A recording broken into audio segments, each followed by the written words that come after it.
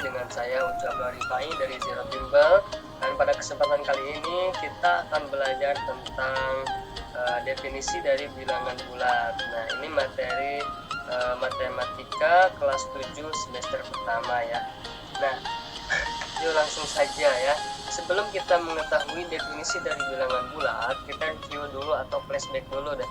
Waktu kita masih di sekolah dasar, kita mengenal istilah yang namanya bilangan asli ya. Bilangan asli. Oke. Ada lagi bilangan apa? Ayo ingat-ingat. Nah, bilangan cacah ya. Oke. Di SD kita sudah ya belajar tentang bilangan asli dan juga bilangan cacah. Oke, bilangan asli itu apa aja sih angka-angkanya? Nah, kita cek ya. Bilangan asli itu dimulai dari 1, 2, 3 dan seterusnya. Nah, sedangkan bilangan cacah itu dimulainya dari 0, 0, 1, 2, 3 dan seterusnya. Nah, ternyata bilangan asli dan bilangan cacah ini dalam kehidupan sehari-hari kita itu tidak mencakup semuanya ya. Ada bilangan-bilangan yang dalam keseharian kita tidak ada di bilangan asli dan juga di bilangan cacah. Nah, contohnya misalnya kita akan mengukur suhu badan. Nah, biasanya kita menggunakan termometer ya. Nah, ternyata suhu badannya itu misalnya nih ya, atau jangan suhu badan deh, suhu lemari aja ya, lemari es ya, atau kulkas ya. Nah, itu biasanya ada tuh apa istilahnya, tandanya ya. Biasanya di lemari kulkas itu misalnya negatif kayak gini nih, negatif 2 derajat misalnya ya, atau di suatu daerah kutub gitu biasanya kan negatif tuh ya suhunya. Nah, ini artinya bilangan negatif seperti ini nggak ada di bilangan asli dan juga di bilangan cacah.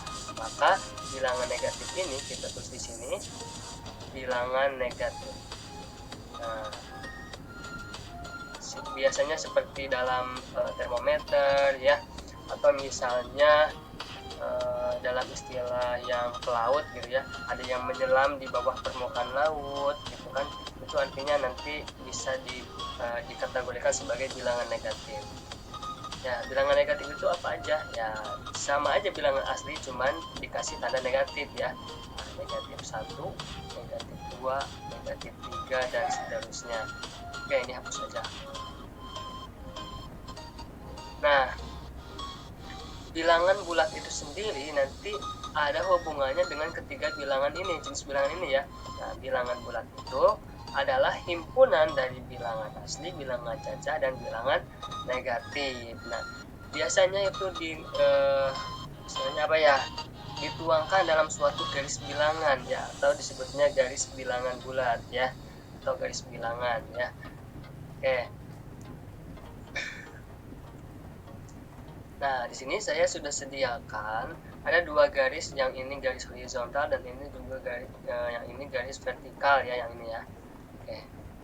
Nah, dari bilangan bulat ini kita bisa bentuk suatu garis bilangan, baik itu garis bilangan horizontal dan juga garis bilangan vertikal. Nah, garis bilangan berarti di dalamnya ada bilangan-bilangan ya. Kita tentuin dulu titik tengahnya yaitu 0, dan di sebelah kanan ini bilangan positif semua, 1, 2, 3 atau bilangan asli ya, 4 dan seterusnya. Kesini bisa lagi diperpanjang ya, makanya ada tanda panahnya. Nah, sebaliknya di sisi kiri dari 0 ini, nah itu bilangan negatif. Nah, 1, negatif 2, negatif 3 dan seterusnya ya. Oke ya. Kalau yang vertikal ini horizontal. Nah, yang vertikal juga sama. Nah, tentuin dulu titik tengahnya 0, dan di atas di atas dari 0 ini itu bilangan asli atau bilangan positif, 1, 2, 3 dan seterusnya. Nah, di bawahnya negatif, 1, negatif 2, negatif 3 dan seterusnya ya. Nah, kita sudah mengenal garis bilangan horizontal dan juga garis vertikal. Nah, di mana di sebelah kanan dari 0 ini positif, nah, dan di sebelah kiri dari 0 ini negatif ya.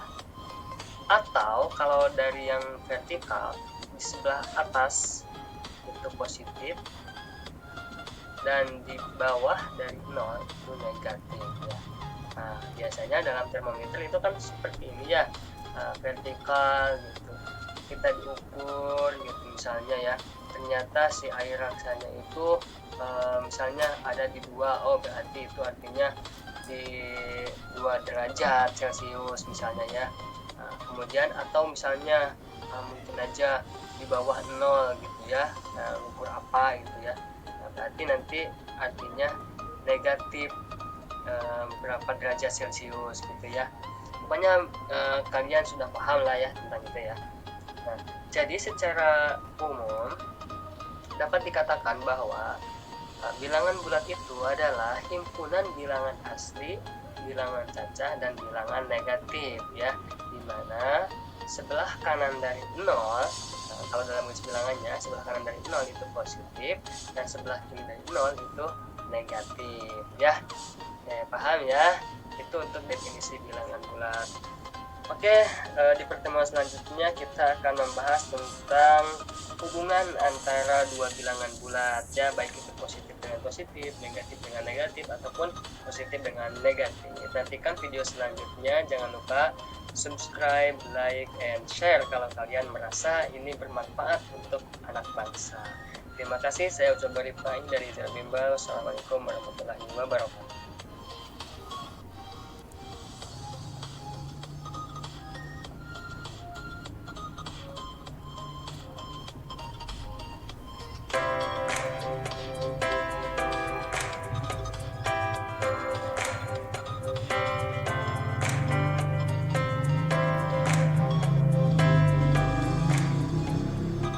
Assalamualaikum warahmatullahi wabarakatuh. Ketemu lagi dengan saya Ucap Rifai dari Zero Bimbel. Dan mohon maaf sekali karena sebelum-sebelumnya saya jarang sekali update ya, karena sekarang ini mulai dilanda dengan kesibukan ya. Dan mudah-mudahan dari sekarang ke depannya saya bisa terus update ya. Mudah-mudahan bisa continue. Nah, meskipun saya tidak update, insya Allah saya akan selesaikan materi ini khususnya untuk kelas 7 ya, dari kelas 7, 8, dan 9. Mudah-mudahan bisa selesai.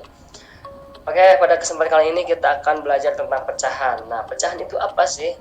Banyak orang yang mendefinisikan berbeda-beda tentang pecahan itu. Namun saya definisikan begini ya. Semua bilangan yang dapat dinyatakan dalam bentuk A per B dengan A sebagai pembilang dan B sebagai penyebut. Dan B-nya itu tidak sama dengan 0. Loh, kenapa tidak sama dengan 0?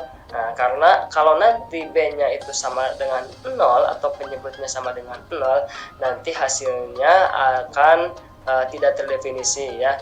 Atau kalau kalian coba aja cek di kalkulator berapa dibagi 0, itu hasilnya akan error ya kalau di kalkulator. Oke, jenis-jenis pecahan. Nah, pecahan itu secara umum ada pecahan biasa, pecahan campuran, pecahan desimal, dan juga pecahan persen. Mungkin kalian sudah mengenal istilah namanya pecahan per mil ya, itu per 1000. Nah, nanti yang umumnya itu ada pecahan biasa, pecahan campuran, desimal, dan juga persen. Nah, pecahan biasa itu yang seperti apa? Oke, pecahan biasa itu contohnya seperti 2/3. Nah, 2 ini sebagai namanya pembilang ya. Oke, dan 3 ini namanya penyebut. Awas ketukar ya. Oke.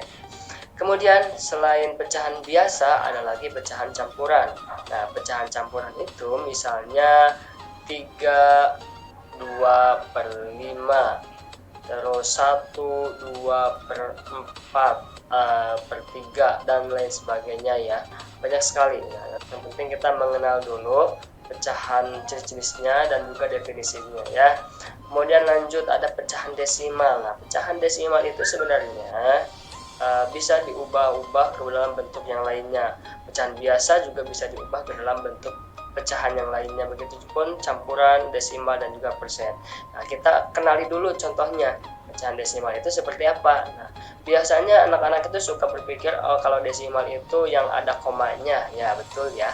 Contohnya misalnya 0,25 atau 1,12, 5,40 dan lain sebagainya ya.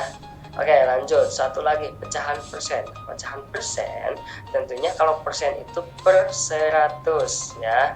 Nah, misalnya kalian punya 15%, nah ini artinya 15 per 100 ya.